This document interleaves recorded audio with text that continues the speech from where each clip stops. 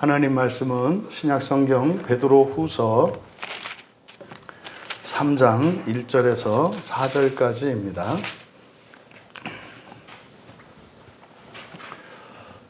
우리 같이 한 목소리로 함께 읽겠습니다.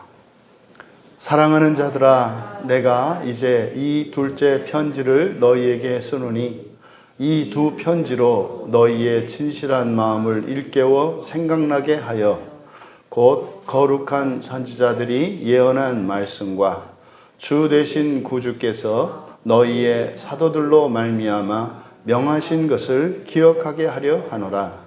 먼저 이것을 알지니 말세에 조롱하는 자들이 와서 자기의 정욕을 따라 행하며 조롱하여 이르되 주께서 강림하신다는 약속이 어디 있느냐? 조상들이 잔 후로부터 만물이 처음 창조될 때와 같이 그냥 있다 하니. 아멘. 아멘. 둘째 편지의 목적이라는 제목으로 말씀의 은혜를 나누고자 합니다. 여기서 베드로 사도께서는 편지의 수신자들을 사랑하는 자들아 이렇게 부릅니다. 사랑하는 자들아. 이것은 우리가 누군가를 사랑한다고 할 때 그것은 하나님의 사랑 안에서 사랑이 가능합니다. 사랑한다는 말은 교회 안에 있는 사람들뿐만 아니라 교회 밖에 있고 아직 참된 진리를 알지 못하는 이들도 사용하는 말입니다만, 교회 안에서 사용하는 사랑한다는 말과 교회 밖에서 사랑한다라고 하는 말의 의미는 너무나 다릅니다. 세상에서 말하는 사랑은 개인과 개인 사이의 1대1 관계의 사랑을 말하는데, 1대1의 그 관계의 사랑은 조건적이고 받는 사랑이 중심입니다. 그래서 내가 누구를 사랑한다라고 할 때 나는 당신을 사랑합니다 라고 하는 이 말에는 당신도 나를 사랑해야 합니다 라고 하는 조건이 강제됩니다. 내가 당신을 사랑하기 때문에 당신도 나를 사랑해야 합니다. 그래서 내가 상대방에게 사랑한다라고 고백하는 그것이 사랑이 되기 위해서는 상대방이 나를 사랑하는 그 일이 이행되어야 합니다. 이것이 세상의 사랑입니다. 그래서 세상의 사랑은 이렇게 조건적이고 이게 개인적이기 때문에 A, B, C 세 사람이 있을 때 A와 B는 서로 사랑하는 사이이고 A가 또한 C와 사랑하는 사이일 수 있는데 B와 C는 서로 원수일 수 있습니다. 무슨 말이냐면 나에게 두 친구가 있는데 두 친구는 서로 적이고 원수 사이일 수 있다 이 말입니다. 그래서 세상의 개인적이고 조건적인 이 사랑이라고 하는 것은 환경과 자격과 능력 그리고 조건에 매여 있습니다. 그래서 내가 사랑할 만한 사람이 있고 또 내가 사랑할 수 없는 사람이 있습니다. 그리고 그것은 지극히 개인적인 것이기 때문에 다른 누군가가 개입할 수 없는 겁니다. 요즘에 흔히 말해서 자녀들의 결혼 문제나 이런 것에 부모들이 개입할 수 없다. 그것은 자기가 자기의 가정을 꾸리는 일이기 때문에 그것은 지극히 개인적인 것이다. 이것이 세상적인 사랑의 정의입니다. 그런데 교회 안에서의 사랑이라고 하는 것은 조건적이지 않습니다. 이것이 너무 달라요. 무조건적입니다. 그러니까 내가 당신을 사랑합니다 라고 할 때 거기에는 나의 모든 헌신과 모든 고통에 대한 서약이 있는 거예요. 당신이 나를 사랑해 주어야 합니다가 아니라 나는 당신을 위해서 나의 즐거움과 기쁨, 심지어는 안전과 생명까지도 당신께 내어드리겠습니다 라고 하는 이 고백이 교회 안에서의 사랑입니다. 그러니까 교회 안에서 신앙생활하는 사람들이 이 사랑이라고 하는 이 개념을, 세상적인 사랑의 개념을 가지고 교회 안에 들어와서 그 사랑을 하려고 하니까 그렇게 교회 안에서 문제가 일어나고 오해가 생겨나는 겁니다. 그래서 교회에서는 여러분들이 누군가를 위해서 무조건적인 헌신과 섬김, 심지어 여러분들의 모든 희생, 안전과 생명까지도 내어줄 마음이 없으면 사랑한다고 하면 안 됩니다. 이게 교회 안에서의 사랑이에요. 그리고 세상의 사랑은 개인적인데 반해 이 교회 안에서의 사랑은 공동체적이고 몸의 확장으로 하는 사랑입니다. 그래서 교회의 사랑은 함께 하는 사랑이에요. 그러니까 내가 사랑하는 두 친구가 있는데 두 사람이 원수가 되는 일은 없다 이 말이에요. 그러면 교회 안에 이런 파벌이나 이런 분열의 문제로 많이 몸살을 앓는데, 그러면 교회 안에 그 사랑이라고 하는 것이 세상적인 사랑이 들어왔기 때문에 좋아하는 사람과 싫어하는 사람, 내가 사랑하는 사람과 사랑하지 않는 사람으로 나뉜다 이 말이에요. 근데 교회 안에서 사랑은 그런 게 없는 겁니다. 내가 누군가를 어떤 새로운 사람을 사랑했을 때 그 사랑이라고 하는 것은 공동체적인 사랑이 되는 겁니다. 그러니까 우리 교인들 가운데 누군가가 어떠한 사람을 전도해서 교회에 데려왔어요. 그게 무슨 말입니까? 사랑하겠다는 고백이에요.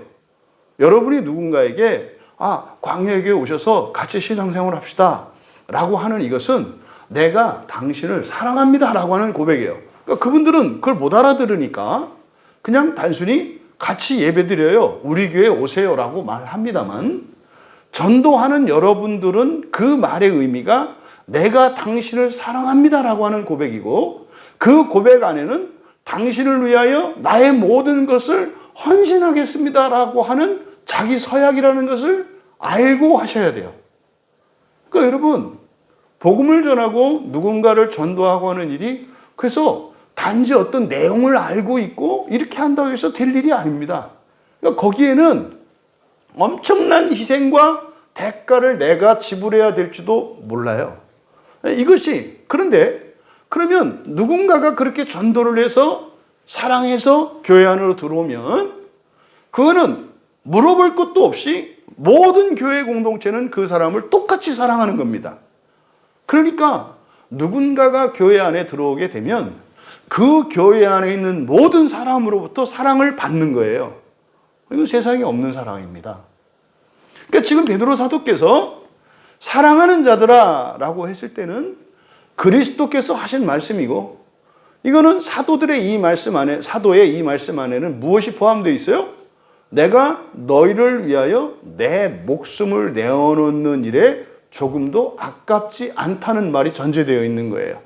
그러니까 이게 사랑합니다 라고 하는 이 표현이, 여러분들이 주님, 내가 주님을 사랑합니다 라고 하는 이 말은 세상적인 사랑의 개념을 가지고 주님 사랑해요 라고 할 때는 그러니까 당신도 나를 사랑해 주세요 라고 하는 요구 조건이 들어가요. 그러니까 당신이 나를 사랑하지 않으면 나도 당신을 버릴 겁니다 라고 하는, 그러니까 이 사랑에 대한 잘못된 이 개념 때문에 우리의 신앙이 뭐가 잘못되는지도 모르면서 그렇게 뒤틀리는 거예요. 그러니까 여러분들이 주님 사랑해요 라고 고백할 때는 뭐겠습니까? 내가 주님을 위해서 죽어도 좋습니다. 내가 주님 때문에 박해를 받고 주님 때문에 욕을 먹어도 괜찮고 저주를 받아도 괜찮습니다 라고 하는 고백인 거예요. 이게 사랑합니다 라고 하는 고백입니다. 그러니까요, 사랑은 숭고한 거예요. 이 세상에 없는 거예요, 이 사랑은. 그러니까 이것은 말입니다, 할 수 없어요. 어떻게 이렇게 사랑합니까? 어떻게 우리가 누군가를 위해서 전적으로 모든 것을 일방적으로 희생하고 헌신하고 살아갈 수가 있어요? 없어요. 가장 근원적이고 가장 진한 사랑이라고 하는, 어머니조차도 자기 아이들에 대해서 지속적으로 무조건 절대적으로 헌신하며 살 수가 없어요. 어머니들은 더 잘 알지 않으시겠어요? 그러니까 그 부분에 있어서는 아빠들이 좀 한 수 뒤처지는 게 사실이에요. 근데 여러분조차도 여러분의 자녀들이 잘못하고 여러분의 마음 뜻대로 안 하고 반대되는 행동을 할 때 화가 나고 미워지는 일이 일어나잖아요. 이 말씀을 드리는 것은 우리가 문제가 있다, 사랑이 없다 이 얘기를 하는 게 아니라, 최고의 사랑을 가지고 표현할 수 있는 게 어머니인데 어머니조차 그렇게 할 수 없다면 이 사랑은 뭐한 거다? 불가능한 사랑이라는 거예요. 이 사랑은 그렇게 뭐 사람이 좋고 이렇게 사랑, 이것은 불가능한 사랑이에요. 이게 뭡니까? 이게 하나님의 사랑이고 신의 사랑이에요. 그것이 예수 그리스도께서 이 땅에 오실 때 보여주신 사랑이에요. 그러니까 예수님이 십자가에서 죽으실 때 억울하거나 분하거나 그랬을까요? 절대로요. 이미 오실 때 그 모든 것을 감수하신 거예요. 제자들이 배신하고 떠났을 때 예수님이 섭섭했을까요? 실망했을까요? 후회했을까요? 아니에요.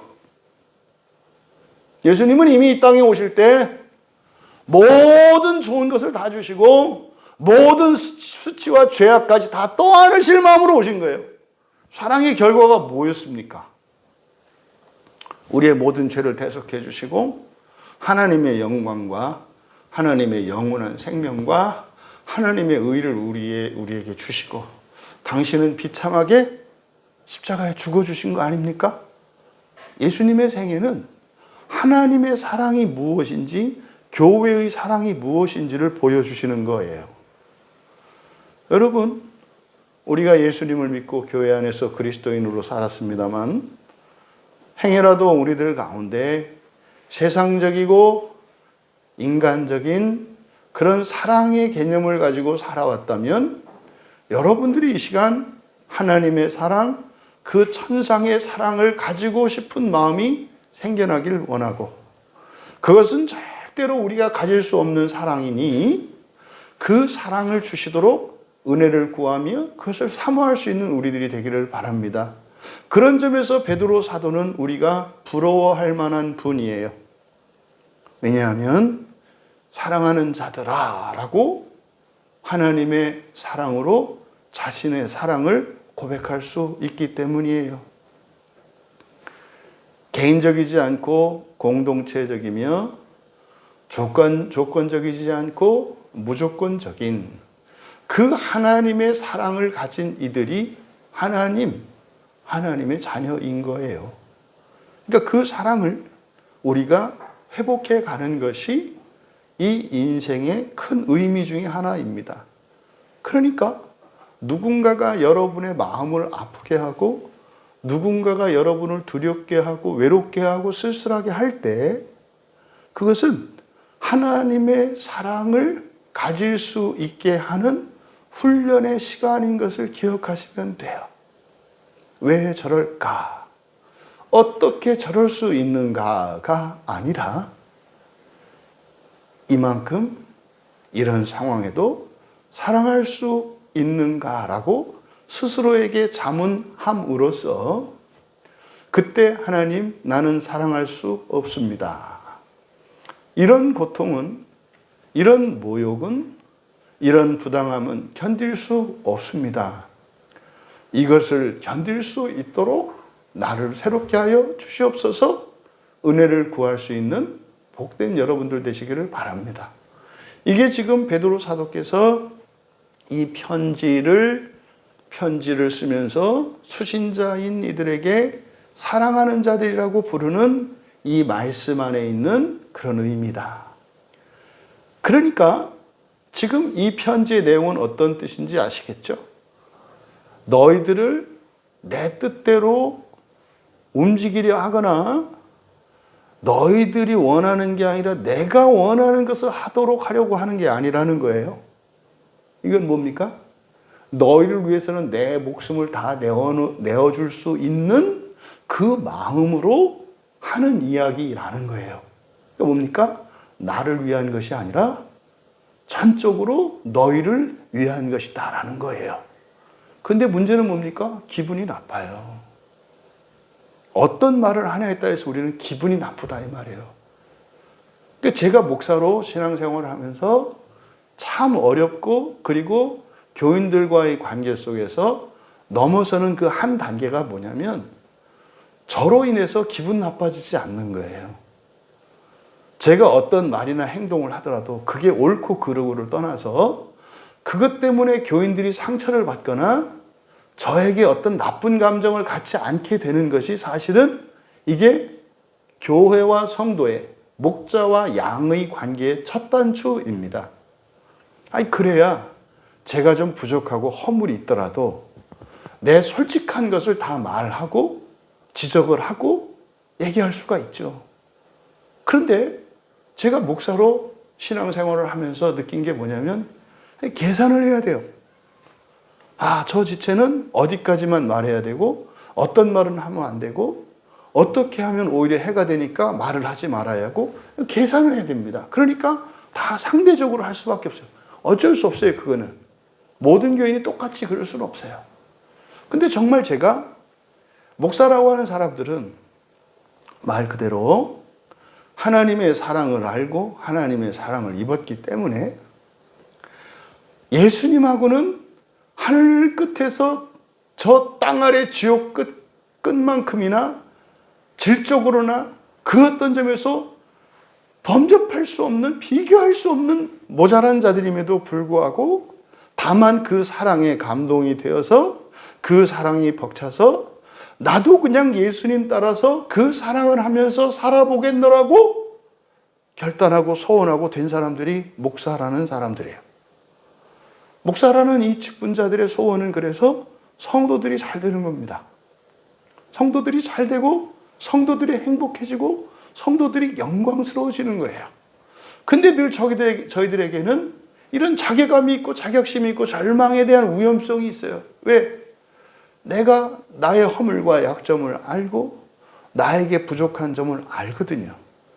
그것들이 교인들의 눈에 띄어지고 그것으로 인해서 교인들이 오히려 하나님께로 나아가지 못하게 되는 일이 일어날까 봐 늘 노심초사하는 마음이 있습니다. 그래서 한편으로는 그런 것들을 가려야 되는 거예요. 감춰야 되는 거예요. 왜요? 그 또한 사실은 교인들을 위한 겁니다.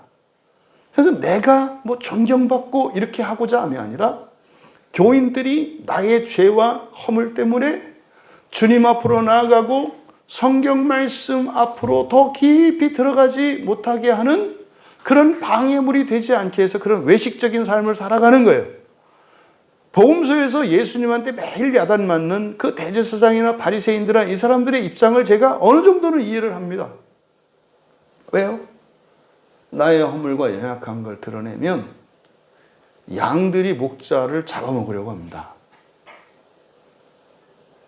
말씀을 전하는 그 직분 이외에는 더 나을 것도 없는 것이 목사인데 그 말씀을 자신들의 생각으로 먹어버리려고 한다 이 말이에요. 그러니까 최소한 하나님의 말씀을 전하기 위해서는 나의 그런 약점이나 이런 것들을 가려야 되는 거예요. 하지만 예수님은 그렇게 하지 말라고 하시거든요. 왜 그럴까요?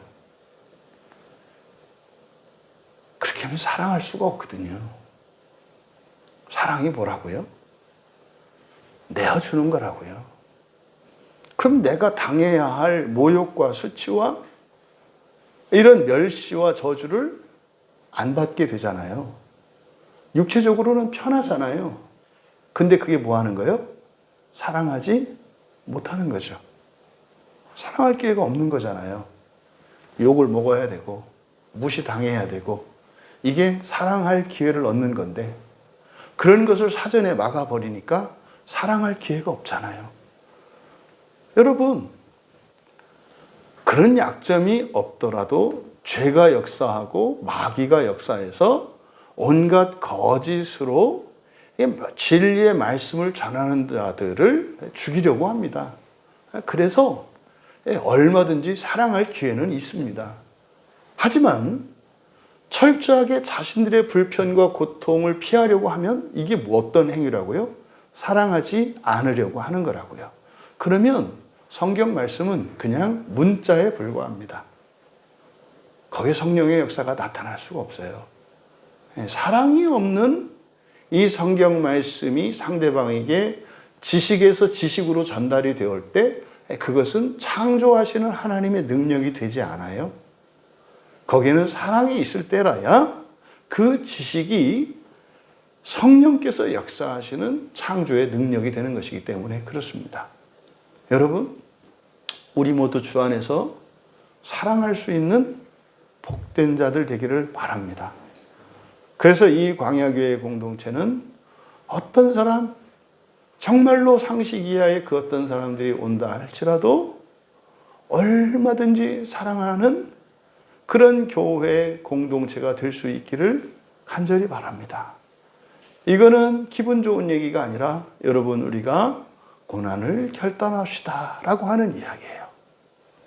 영광도 없고 오히려 사람들을 좋게 하지만 그것 때문에 내가 괴로워지는 그런 삶을 살아가기로 결단합시다. 이게 사랑이에요. 하나님은 사랑이시라. 좋아라는 말, 그러니까 이 말씀이 어떤 의미인지 느낌이 달라지시죠? 하나님은 사랑이시다. 행복해지는 게 아니에요. 마음이 무거워져야 되는 거예요. 하나님은 사랑이시다라는 말이 따뜻하고 편안한 말이 아니에요. 하나님이 사랑이시다라고 큰 소리로 외치는 사람은 뭐라고 얘기하는 겁니까? 야, 하나님한테는 막 해도 돼. 거짓말 해도 되고, 또 하나님한테 들이대도 되고, 하나님 무시해도 되고, 하나님 만나는 자리에 귀신을 끌고 가도 되고, 상관없어. 왜냐면 하나님의 사랑은 무한하시거든. 여러분, 이게 자랑할 일입니까? 하나님은 사랑이시다라는 말이 그렇게 쉽게 할 수 있는 말이 아닌 거예요. 지금 베드로 사도께서 사랑하는 자들아라고 하는 이 말씀에는 그런 의미와 또 자신의 진심과 그 사랑을 내포하고 있다. 이렇게 말하는 이유는 뭐다? 기분 나빠하지 마라. 의심하지 마라. 오직 너희들만을 위한 거다. 라고 하는 이 사도의 마음을 먼저 밝히는 겁니다.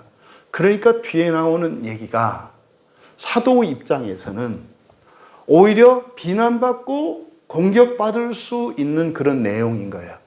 사람들로부터 환호를 받고 갈채받을 내용이 아니라 어쩌면 사람들이 싫어할 가능성이 많은 말씀을 하려고 하는 거예요. 그러니까 사랑하는 자다. 이게 그런 말이 아니에요. 그러니까요.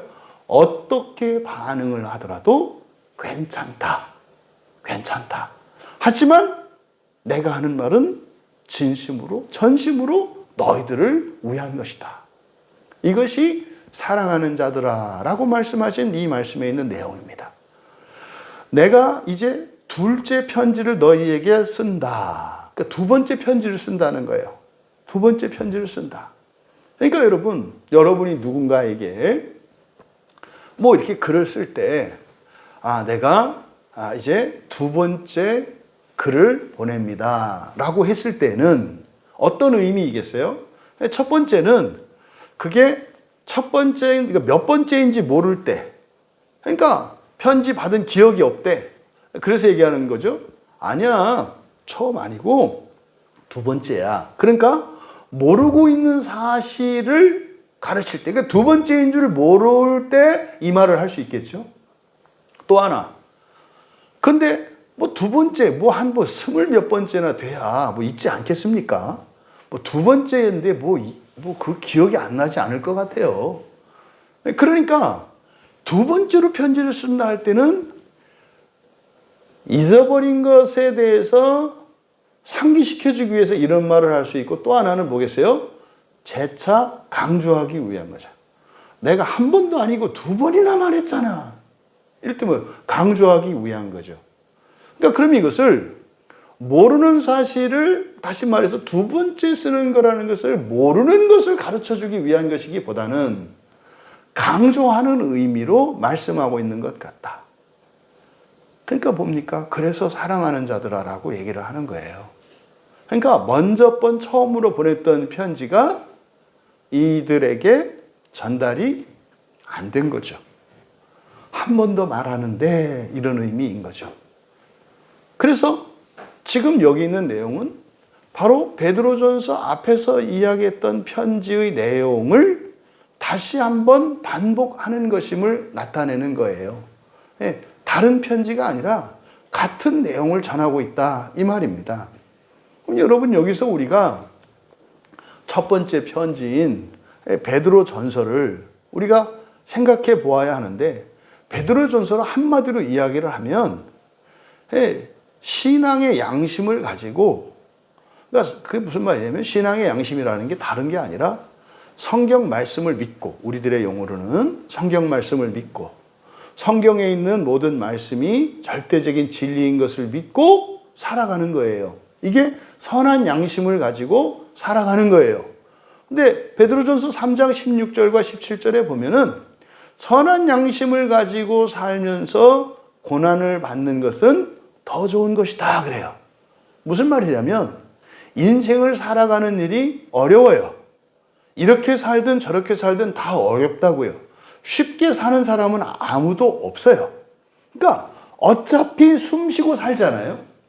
어차피 숨 쉬고 살잖아요. 그러니까 숨 쉬는 것과 같은 것이 고난이에요. 이 세상을 사는 동안.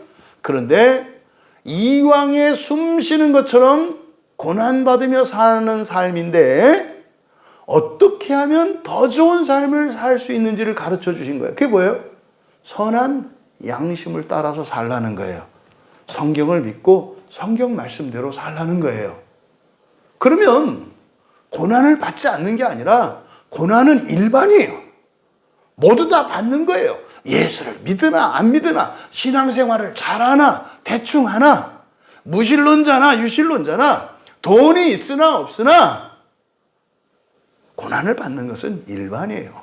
그런데 예수님을 믿는 신앙, 성경을 믿는 신앙으로 살아가는 것은 피할 수 없는 이 필멸의 존재로서 운명적인 이 고난, 이 불편, 결핍이라고 하는 이것을 전화위복시킬 수 있다는 거예요. 그러니까 예수를 믿으면 악하고 고통스러운 것을 어떻게 선하고 좋은 것으로 바꿀 수 있다는 말씀이에요. 그래서 선한 양심으로 살아가더라도 고난을 받을 것인데 그것은 더 좋은 것이다. 이게 3장에서 얘기한 거예요. 그럼 그게 왜 더 좋다는 증거 뭐냐? 예수님이 그렇게 사셨기 때문이다. 예수님이 그렇게 사셨기 때문이다. 벤치마킹이라는 게 있지 않습니까? 어떤 분야에서 성공을 거둔 사람 따라하는 거. 이거 벤치마킹이라고 하지 않습니까? 그러니까요. 어떤 분야에서 탁월한 업적과 성공을 성취를 이룬 어떤 사람을 따라서 하면 반드시 좋아집니다. 그 사람과 똑같이 될지 더 넘을지는 개인의 역량의 차이이겠습니다만 어쨌든 나보다 뛰어난 그리고 어떤 분야에서 뛰어난 사람을 따라서 하면 더 지금보다 훨씬 더 나은 삶을 살게 됩니다. 이게 공부라는 말이에요. 공부라는 것은 나를 성장시키고 성숙시키고 발전시키기 위해서 하는 것을 공부라고 해요. 근데 무엇을 공부하냐에 따라서 그것이 그 사람에게 유익하기도 하고 유익이 없기도 하죠. 화투 치고 포카 치고 이런 거를 열심히 공부한들 그게 그 사람에게 도움이 되겠습니까? 여러분들이 쓸데없는 세상사에 여러분과 상관도 없는 이런 사람들, 연예인이나 이런 사람들에 대해서 여러분들이 아무리 공부한들 그게 여러분과 상관이 있습니까? 아무 상관이 없어요. 근데 그것도 공부란 말이죠. 근데 그 공부를 하면 어떻게 해요? 그 분야에 대해서는 더 나아지죠. 그런데요, 쓸모 있는 공부가 있고 쓸모 없는 공부가 있는 거예요. 그러니까 쓸모 있는 공부를 해야 되죠. 그게 뭡니까? 예수님, 최고, 참 하나님이시며 참 세상이시며 참 사람이신 예수님을 따라서 하는 것은 최고가 아니겠습니까? 그러니까 예수님이 그렇게 사셨기 때문에 선한 양심으로 고난을 받으면서 살아가는 삶을 사는 게 더 좋은 거다. 우리가 그렇게 알 수 있어요. 이건 베드로 사도께서 하신 말씀이에요. 그리고 그것이 뭡니까? 첫째 부활을 위한 삶이라는 거예요. 이게 베드로전서 3장의 핵심이에요. 선한 양심으로 살아라. 그런데 그렇게 살아도 똑같이 세상 사람들처럼 고난을 받는다. 그런데 고난을 어차피 고난받고 사는 게 이 세상인데 굉장히 좋은 것이 된다. 이것이 베드로전서 3장의 내용이에요. 그리고 4장에서 그것을 자세히 설명합니다. 그렇게 선한 양심으로 살면서 고난을 받는 그 고난은 헛되지 않다. 헛되지 않다. 그것이 오히려 영광스러운 것이어서 즐거워하고 기뻐하게 될 것이다. 이게 베드로전서 4장 14절에서 하시는 말씀이에요. 그러니까 여러분들이 그리스도인이 된 것만으로도 이 다음에 여러분들이 그리스도인으로 살았기 때문에 여러분들이 살면서 겪었던 이런 고난들을 여러분들이 즐거워하고 기뻐하게 될 거라는 거예요. 우리는 알죠. 왜 우리의 고난으로 즐거워하고 기뻐하게 되는지. 왜요? 나의 고난은 누군가의 구원을 위해 기여하기 때문입니다. 현재적으로는 좋지 않아요. 현재적으로는 힘들단 말이에요. 그래서 우리가 예수 믿고 살아가는 사람들도 대부분 힘들지 않게 되기를 기도하거든요.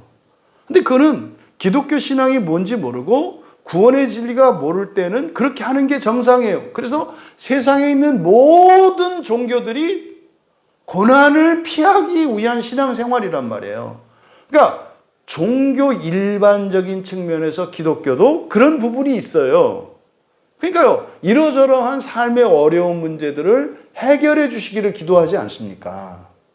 그런데 일반 종교들과 우리 기독교 신앙의 차이점이 뭐냐면 일반 종교인들이 겪었던 과거의 불행과 고난들은 뭡니까? 그는 과거의 기억이고 상처로 남을 뿐이에요. 근데 그리스도인이 과거에 겪었던 고난과 이 불행하고 암울한 이 기억이라고 하는 것은 그대로 남아있는 것이 아니라 이게 생명의 역사로 말미암아서 새로운 생명으로 살아난다고요. 내가 옛날 사업하다 망한 그것 때문에 다른 누군가가 흥하게 돼서 그 사람이 예수를 믿고 예수 앞에 돌아온 일이 있다 이 말이에요. 이거는 황당한 얘기 같습니다만은 종말에 가면 그것을 여러분들이 확인하게 될 거라는 거예요. 그래서 선한 양심으로 고난을 받으며 살아간 그것으로 즐거워하고 기뻐하게 될 것이라고 말씀한 거예요. 그리고 나서 베드로전서 5장에서 나도 그래서 그리스도의 고난의 증인이다. 뭡니까? 나도 그렇게 살았다는 거예요. 나는 그렇게 안 살고 다른 사람들더러 살라고 하면 거짓말쟁이죠.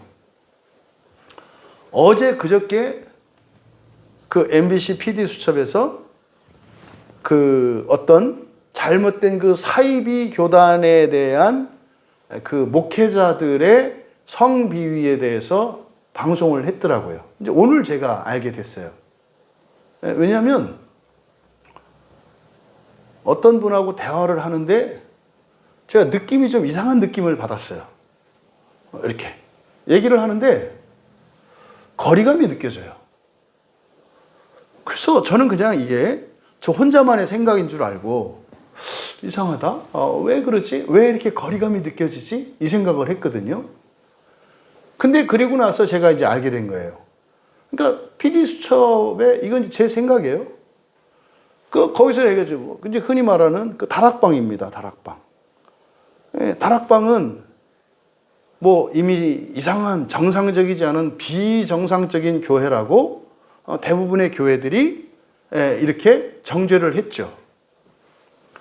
근데 그 다락방에 속해 있는 목사들의 그 삶의 행태를 이렇게 드러냈는데 이 사람들은 예배 끝나면 목사들끼리 가서 소주 마시고 맥주 마시고 양주 마시고 하더만요. 그 사람들은 그런 교리를 가지고 있어요. 그런 교리를. 그래서 선교지에 가서 성접대를 받고 술을 먹고 이렇게 하더라고요. 그러니까 뭐 1억짜리 몇 천만 원짜리 시계 차는 거를 자랑 삼고 여러분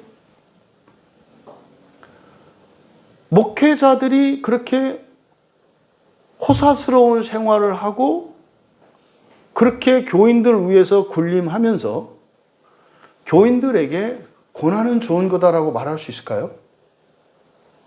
없죠. 없죠. 아니, 자기는 다른 사람들 집도 없어서 월세로 그 교회 교인들이 월세 사는 사람도 있어요. 근데 그 사람은 차 한 대가 뭐 4, 5천만 원짜리 차를 타더라고요. 그러면 그 사람들이 가지고 있는 기독교에 대한 생각은 완전히 다르지 않아요? 그러니까 절대로 베드로전서나 야고보서나 그러니까 성경을 제대로 설교할 수가 없어요. 그런 사람들의 특징이 구약 본문을 많이 설교해요. 왜? 구약 본문은 윤리 도덕적인 측면이 강하거든요. 그러니까 구약 성경은 펼쳐서 아무한테나 자기와 상관없이 그냥 얘기할 수 있어요. 왜? 객관적인 윤리 도덕에 대한 얘기니까. 절대로 그런 사람들은 신약 성경을 한 줄 한 줄 강해할 수가 없어요. 한 줄 한 줄을 풀어서 해석을 하고 설교를 하면요, 다 걸리거든요. 그러니까 절대로 그렇게 못해요. 그래서요, 하더라도 한 장 전체를 통틀어서 한 번에 설교해야 돼요. 왜? 거기서 그냥 윤리 도덕만 뽑아서 얘기하면 되니까. 여러분, 저는 더 확신을 가지게 됐어요. 우리 교회에서 어떤 때는 뭐 한 절 가지고 막 두 절, 뭐 이렇게 막 3시간, 4시간 그것도 1, 2, 3 나눠서 하는데 그게 제가 뭐 잘났다 이런 얘기가 아니라 성경을 정밀하게 하면 할수록요, 저 자신이 말씀에 감사를 받아요. 제가 목사가 돼서 감사한 게 뭐냐면 저의 잘못과 이런 것들을 굉장히 정밀하게 성경으로부터 진단을 계속 받기 때문에 어디가 더 아픈지를 정확하게 알 수 있는 거예요. 그게 목사의 가장 큰 복이라고 저는 생각을 하거든요. 그러니까 지금 이틀 전에 그 이야기를, 이건 제 해석이에요, 제 해석. 그러니까 그분이 보였던 거리감을 내가 느끼겠는 거예요. 그러니까 뭐예요? 그분이 목사는 똑같다는 생각을 했겠죠. 이 목사라는 놈들이, 그게 MBC에서 방송한 거예요. 여러분, 이건 제가 얘기합니다. 어떤 방송은 반기독교적인 방송이 있어요. 그걸 여러분 잘 분별하셔야 돼요. 그러니까 지금 이 방송이 나온 거 보고 제가 이번 주일에 광화문에서 전국 교회들이 모이잖아요. 여러분 기도하시라고 말씀을 드리는 거예요. 염려가 돼요. 이미 10월 27일 날 광화문에서 교회가 모이잖아요. 이미 짜여진 각본이 다 있어요. 그러니까 그 MBC PD 수첩에서 지금 요때 이걸 딱 터뜨린 건 뭐예요? 만약에 보세요. 그 방송을 봤던 사람들이 아이고 교회라고 하는 것들이 기본도 안 돼. 거기다 목사라는 놈들은 인간 쓰레기들이야. 그런데 이것들이 떼거지로 모여서 광화문에 모여서 동성애를 반대한다고 외쳐. 토악질이 나오지 않겠어요? 교인들을 성폭행하고 교인들을 위해서 군림하고 몇 천만 원짜리 사치품을 누리고 말도 안 되는 그런 더러운 삶을 살면서 동성애를 반대한다. 보세요. 이거는 제 예측입니다만 이게 맞지 않기를 바라요. 기도하시라고 말하는 거라고. 아마 이게 정말 특별한 하나님의 은혜가 있지 않으면 10월 27일 주일에 한국 교회들이 모인 그것 때문에 연신해서 이제 방송사들이 교회의 비리와 목회자들의 비리에 대한 기사와 르포들이 계속 나올 겁니다. 그리고 나서는 결국 이거를 정치적으로 이용할 거예요. PD수첩에 특정 정당의 국회의원 한 사람이 찬조 연설한 거를 보이더라고요. 그러니까요, 교회는 특정 정당 편이다로 이미 거기에 딱 심겨졌어요. 딱 알아요, 사람들은. 뭐야? 교회는 보수구만. 딱 들어와요. 그러면 10월 27일에 모이는 대다수의 교인들은 이 동성애가, 이 성애 문제가 굉장히 심각한 것이기 때문에 정말 가슴을 찢는 마음으로 기도하기 위해서 오신 거거든요. 근데 이게 뭘로 바뀌어요? 보수 정치 집회로 언론들에 의해서 이게 변질될 거라고요. 그러면 일반 국민들은 어떻게 될까요? 반대로 가게 돼 있어요. 큰 문제입니다. 이건 제가 진단하는 거예요. 절대적으로 옳다고 말할 수는 없어요. 여러분, 이 말씀을 드리는 이유는 기독교 교회의 핵심은 선한 양심으로 고난을 오히려 영광스럽게 알고 살아가는 것이다. 이게 지금 베드로 사도의 두 번의 편지를 통해서 우리에게 주는 핵심적인 메시지예요. 근데 그게 왜 좋다? 그것이 첫째 부활에 대한 약속이고 첫째 부활로 가는 길이기 때문에 그렇다. 이것을 제가 말씀을 드리는 거예요. 그래서 베드로전서의 마지막 5장 8절에서도 그러니까 마귀를 대적하라고 얘기합니다. 마귀를 대적하라고. 그러면 여러분, 지금 이 내용과 관련시켜서 마귀를 대적하라고 할 때 그 마귀가 하는 일은 뭐겠습니까? 고난을 피하는 삶이에요. 마귀는 고난을 피할 수 있는 방법에 대해서 얘기할 거라고요. 베드로 사도는 뭐라고 말씀하는 거예요? 아니야. 내가 주님과 같이 내 십자가를 지고 갈 거야. 라고 선포하라는 거예요. 마귀를 대적하라는 게 예수의 이름으로 명하노니 물러가라. 이런 게 아니라 그랬잖아요. 마귀는 직접적으로 여러분의 인생을 개입하거나 이럴 수 없다 그랬잖아요. 마귀는 단지 뭐 할 뿐이다? 유혹할 뿐이다. 유혹할 뿐이다. 마귀는 여러분의 머리칼 하나도 건드리지 못해요. 다만 뭐예요? 유혹할 뿐이다. 그래서 여러분의 두 손으로 여러분의 머리털을 다 뽑게 만든다고요. 그러니까 마귀에게 대적하는 것은 쫓아내는 게 아니에요. 시험하는 것을 분별해서 그거를 통해서 내 약점, 죄와 허물을 깨닫고 회개하고 보완해 나가면 되는 거예요. 그런데 베드로 사도께서 마귀를 대적하라고 할 때 지금 여기서는 선한 양심으로 신앙을 지키며 고난을 두려워하지 말고 그렇게 살라고 하는 겁니까? 이때 마귀는 더 큰 고난을 주겠다 이런 의미가 아니에요. 그럴 수도 있겠죠. 더 큰 고난 가지고 공포감을 조성하고 두려움을 주고 수치심을 일으키고 따돌림 당할까 봐 협박을 하면서 물러서게 하는 방식으로도 마귀가 공격하겠죠. 그런데 상관없다. 왜? 유혹에 불과하니까. 내가 나의 길을 가면 성령께서 우리를 지켜주실 것이기 때문에 내가 마귀보다 힘이 세거나 영적인 능력이 있어서 영적인 능력이라는 것은 나의 능력이 아니라 성령이에요. 그러니까 더 큰 고난과 환난으로 협박하는 건 전혀 문제가 안 돼. 문제가 된다면 뭐예요? 흔들리는 내 마음이 문제예요. 여러분들이 마음을 기용하지 않으면 마귀의 유혹에서 벗어날 재간이 없어요. 불행에서 벗어날 수 없다고요. 외로움과 열등감, 수치심, 미움에서 벗어날 수 없어요. 대부분 불행의 원인은 내 마음에 있어요.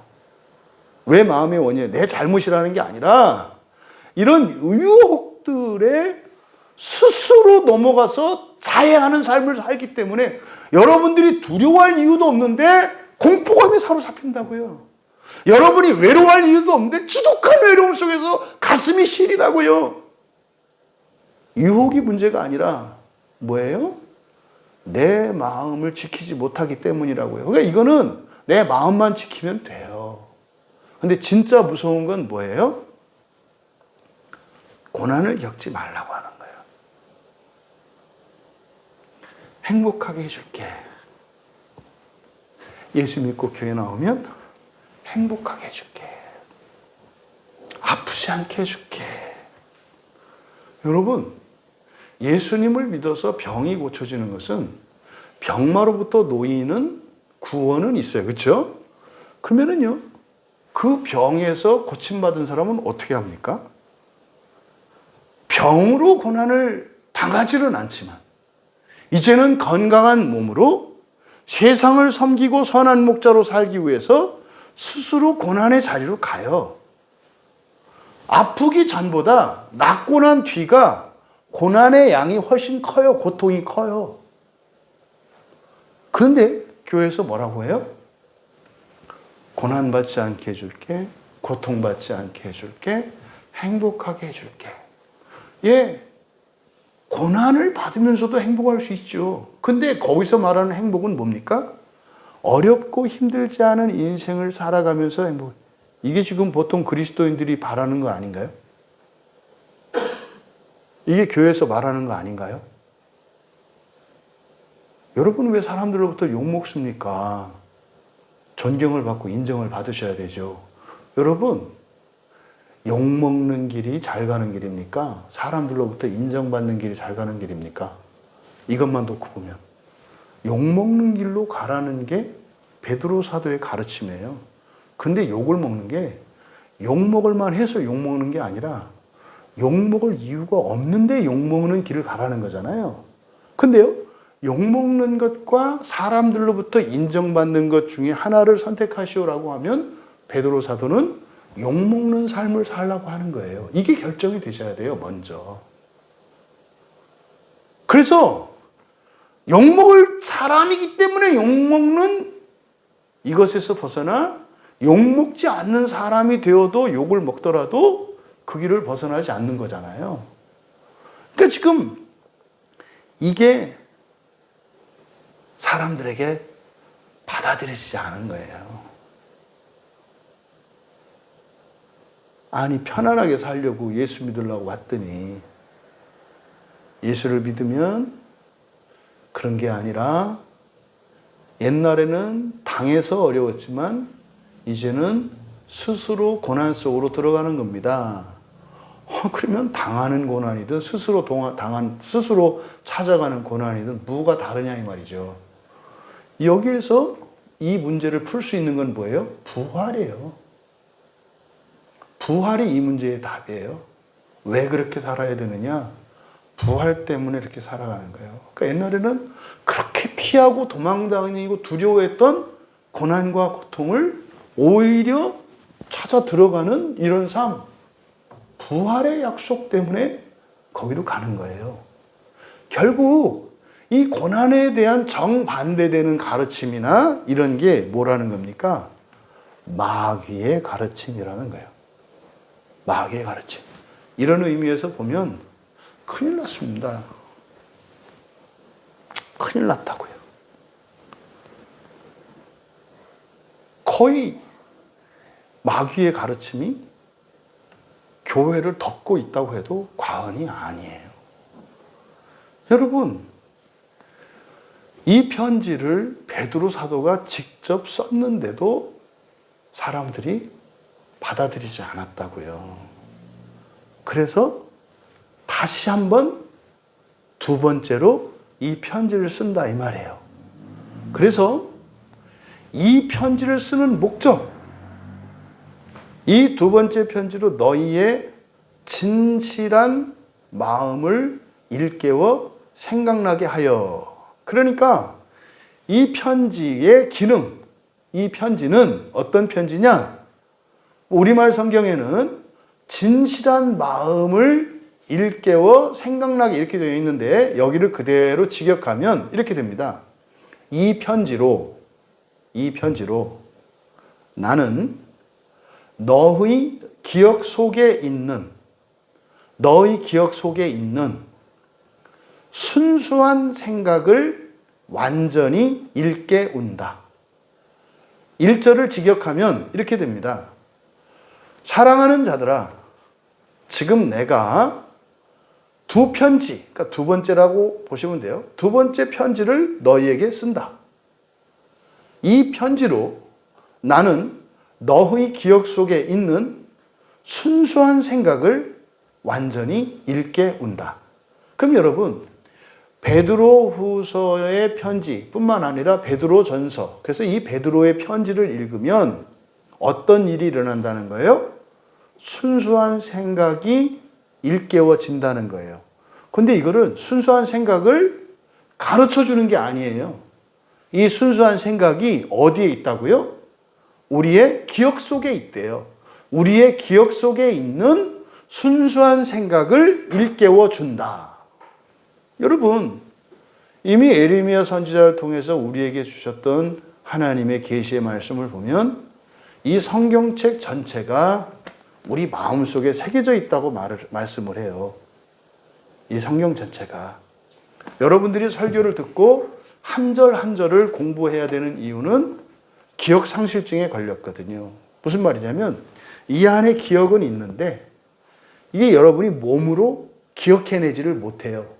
그래서요, 그 비석에 글자를 새기기 위해서 망치로 이 정을 때려서 글자를 새기는 것처럼 성경 말씀 한 절 한 절을 온전하게 드러낼 때 우리 마음속에 있는 그 가리워진 그것들을 정으로 쪼아내는 것 같아요. 이게 이제 마음 기경이죠. 그래서 마음에 있는 성경이 빛을 발할 수 있도록 성경을 한 구절 한 구절 한자 한자 살펴서 봐야 하는 거예요. 이게 설교고요. 그러니까 지금 베드로 사도께서 이 편지의 용도, 효과라고 하는 것이 바로 기억 속에 있는 순수한 생각을 완전히 일깨워 준다고 말해요. 그럼 여기서 순수한 생각이라고 되어 있는데 생각이라는 말이 디아노이아의 번역입니다. 여러분들 우리 마음 공부할 때 디아노이아니까 누스, 우리의 지성이죠. 디아는 관통한다는 뜻이에요. 그러니까 우리의 지성을 관통해서 나오는 거예요. 그래서 생각이라고 번역한 거예요. 그러니까 이건 어떤 뜻입니까? 우리의 이성의 추론작용을 거쳐 내놓은 결과물이에요. 그러니까 여기서 말하는 생각이라는 것은 뭐겠습니까? 사상이고요. 또는 교리이고요. 또는 논리이고요. 자기의 어떤 법이겠죠. 기준. 그러니까 이거를 디아노이아라고 한 거예요. 그러니까 근데 순수한 생각 그랬다 이 말이죠. 순수한 생각이니까 이거는 우리의 것이 아니에요. 우리는 순수하지 않거든요. 순수하다라고 하는 것은 완전함과 섞이지 않음이 포함된 말이거든요. 그러니까 순수한 것은 하나님밖에 없어요. 그러니까 하나님의 생각이잖아요. 그 하나님의 생각이 우리의 기억 속에 있다는 거 아닙니까? 그러니까 계시된 기억 속에 있는 순수한 생각이라는 것은 결국 뭐예요? 계시된 하나님의 생각, 하나님의 구원의 진리를 말하죠. 이게 첫째로 사람은 하나님의 형상을 따라 지음받았잖아요. 하나님의 형상을 따라 지음받았기 때문에 인간이라는 이 존재 안에는 하나님의 계시가 내재되어 있어요. 그러니까 사람은 이 세상에 있는 그 어떤 동물들과 비교할 수 없는 탁월함이 있어요. 왜요? 본문 말씀대로면 순수한 그런 사상, 그 생각이 우리 안에 있기 때문입니다. 이것은 다른 누구도 가질 수 없는 거예요. 그래서 2절에서 바로 이 기억 속에 있는 순수한 생각이 무엇인지를 설명하는 거예요. 2절에 보면 곧 거룩한 선지자들이 예언한 말씀과 주 대신 구주께서 너희 사도들로 명하신 것을, 그러니까 이게 바로 뭐예요? 이게 순수한 생각이에요. 그러니까 지금 여기서 거룩한 그 선지자들이 거룩하다라는 것이 아니라 그 거룩한 선지자들이에요. 모든 선지자가 아니에요. 선지자들 가운데는 거짓 선지자도 있단 말이에요. 목사 중에는 거짓 목사도 있다고요. 이때 거짓 목사라고 할 때는 목사가 아닌 게 아니라 그랬어요. 거짓 목사는 목사가 아닌 게 아니에요. 거짓 목사는 마귀의 역할을 하는 사람들이에요. 마귀의 역할을 하는 사람들은 뭡니까? 거짓을 말을 해서 사람들로 하여금 거짓과 진리를 분별할 수 있도록 시험 들게 하는 게 거짓 목사들의 사명이에요. 사탄도 사명이 있다고 그랬죠? 사탄은 신자들을 시험하는 게 사명이에요. 그래서 그 사람이 온전한지 하지 않은지 시험을 해서 자기가 스스로 걸려 넘어지면 내가 온전하지 않은 거잖아요. 그러니까 사탄도 귀신들도 사명 수행 중이고요. 천사들도 사명 수행 중이에요. 천사들은 우리를 세우고 복되게 하고 영광스럽게 하는 사명. 천사들의 사명은 시험하는 사명이에요. 그러면 목사는 참된 목사만 있는 게 아니에요. 거짓 목사도 있어야 돼요. 거짓 목사도 있어야 진짜와 가짜를 여러분들이 분별하죠. 그러니까 진리와 거짓을 분별하죠. 그러니까 거짓 목사는 없어야 한다? 아니요. 있어야 돼요. 근데요, 그렇게 되지 말라고 하죠. 왜요? 거짓 선지자나 거짓 목사는요, 마귀와 똑같이 영원한 불못이 예정되어 있거든요. 근데요, 구원받는 중에 있는 신자들에게는 뭐예요? 훈련소 조교와 같은 그런 마귀의 역할이 있어야 돼요. 근데 그거는 타고나는 게 아니라 뭡니까? 자기가 선택하는 거예요. 근데 성경은 말하죠. 그거 선택하지 마라. 절대로 거짓 선지자나 거짓 선생, 거짓 목사는 선택하지 마라. 그거는 정말 두려운 거다. 마찬가지예요. 여러분도 참된 신자가 있고 거짓 신자가 있어요. 신자가 아닌 게 아니에요. 거짓 신자는 뭐예요? 시험하는 역할을 하는 거예요. 신자는 신자라니까요. 그러면 참된 신자, 참된 목자, 거짓 신자, 거짓 목사의 차이는 뭡니까? 죽고 난 뒤에 있어요. 거짓을 말했던 이들은 지옥의 연단을 거칠 거고요. 그렇지 않은 이들은 낙원의 복락을 누릴 거예요. 둘 다 목사는 목사고 신자는 신자다 이 말이에요. 지금 제가 굉장히 강조하고 싶은 게 뭐냐면 버려질 사람이 있다고 하는 생각은 완전히 잘못된 거니까 그런 생각하지 마시라 말이에요. 버려진다라고 하는 지옥에 가는 것은 버려진다는 의미가 아니에요. 어마무시한 연단을 받는 것을 말하는 거예요. 그러니까 버려진다라고 하는 말을 어떻게 바꾸셔야 돼요? 지옥의 연단을 받는 이라는 말로 바뀌어야 돼요. 그러니까 버려지는 신자가 있고 구원받는 신자가 있고 이렇게 하시면 안 되고 지옥에서 연단을 거쳐서 부활하는 신자가 있고 낙원에서의 복된 삶과 영광을 누리며 부활하는 신자가 있다라고 생각하셔야 된다고. 그럼 여러분들이 합리적으로 바른 판단을 내리셔야 돼요. 어떤 삶을 살겠는가? 지옥에 가지 않고 낙원을 거쳐서 부활하는 이걸 생명의 부활이라고 한다 했잖아. 이렇게 바꾸셔야 되는 거예요. 지금 우리나라가 온갖 이단 사이비들의 문제로 일어나는데 이게 지금 교회의 책임이 있어요. 교회의 책임. 어떤 2단, 3단이고 이렇게 들어보면은요, 내용은 다른데 원리는 같아요. 내용은 다른데 똑같은 원리라고요. 첫째, 영원히 구원받지 못하는 자가 있고 영원히 구원받는 자가 있다. 모두 똑같아요. 정통교회라고 하는 교회나 사입이라고 하는 그런 데서나 똑같은 말을 해요. 그러니까 구원 못 받는 사람이 있고 구원 받는 사람이 있다. 똑같은 논리를 가지고 있어요. 이거 로마 캐톨릭의 교리고 유대교의 교리라니까요. 아직까지도 계속돼요. 보세요. 이 말을 안 하는 데가 있나? 다만 뭐가 달라요? 이렇게 하면이라는 방법론이 달라요. 장로교인이 되면 구원받습니다. 그랬더니 감리교인이 되면 구원받습니다. 이단이 되면 구원받습니다. 어떻게라는 내용만 달라요. 원리는 똑같죠? 누구는 구원받고 누구는 구원받지 못한다. 이게 잘못됐기 때문에 그래요.